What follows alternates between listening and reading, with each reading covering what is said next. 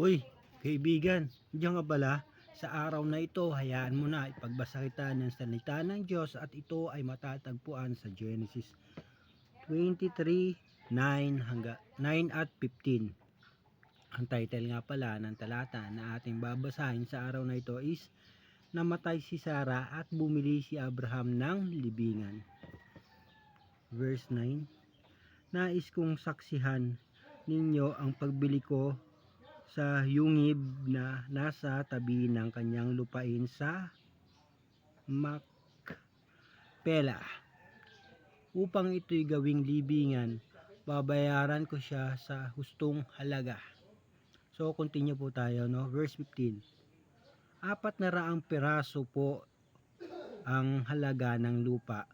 Huwag na nating pag-usapan, basta paglibingan na ninyo.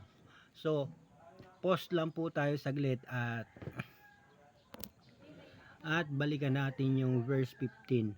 Nakasulat dito, 400 pirasong pilak na barya ang kailangang bayaran ni Abraham. Pero, may pero ang nakalagay dito, huwag na po nating pag-usapan, basta paglibingan na lang ninyo. So, at my own observation dito sa verse 15, ito ay nahahati sa dalawang. Kapag ikaw nagde-devotion, ito ay mahahati sa dalawa. Pwedeng maging message at promise.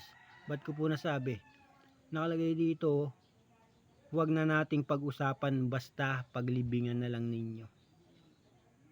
'Di ba? Magandang pangako na binigay yung sa ating ninunong si Abraham para mailibing si Sarah. At pause lang po tayo ulit at continue tayo sa verse 9. At balikan pala natin po yung verse 9, sorry. Nais kong saksihan ang pagkabili ang ko sa yungib na nasa tabi ng lupain sa Macpela upang ito'y gawing libingan, babayaran ko siya sa hustong halaga. So, mapapansin na natin dito sa verse 9, no, is nakalagay dito, magbabayad naman ang ating ninunong si Abraham sa hustong halaga na mapag-uusapan nila. I hope sa maiksing talata na ating pinag-aralan ngayon, kaibigan, kapatid, is may natutunan ka. Nawa is pagpalain panawa ng ating Panginoon ng ating mga source of income at good health para sa ating lahat.